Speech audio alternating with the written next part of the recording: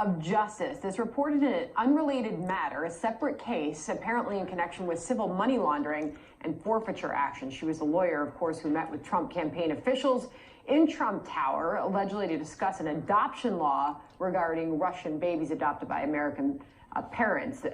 Obviously, this making news because of that high-level Trump Tower meeting during the Trump campaign days.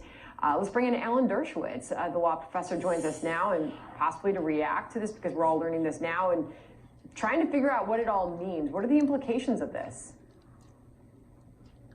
Well, it looks like a solid indictment, but there are two real problems. Number one, the U.S. Attorney's Office almost never brings indictments based on misleading affidavits submitted in civil cases. Number two, they're the victim here. The U.S. Attorney's a victim here.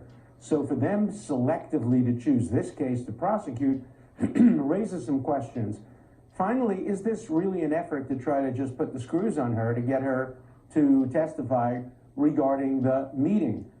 Those are the three issues. I've read the U.S. Attorney's statement, and the case itself seems solid.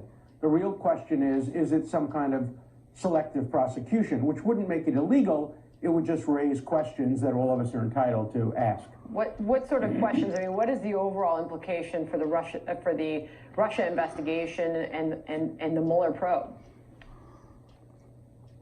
Well, they may now have her in a position where they can squeeze her and get her to sing and testify regarding the meeting.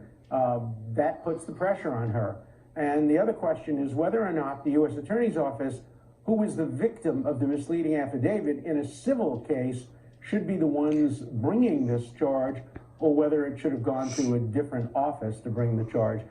These are interesting questions. They don't in any way undercut the validity of the indictment, which seems to be based on fairly solid ground. She denied she had collaboration with the Russian authorities, and emails seem to suggest that she did. So the evidentiary basis for the case seems strong. The question is this the case that would have been brought had she not been a Russian who attended the meeting at the Trump Towers? That's the really interesting question. All right.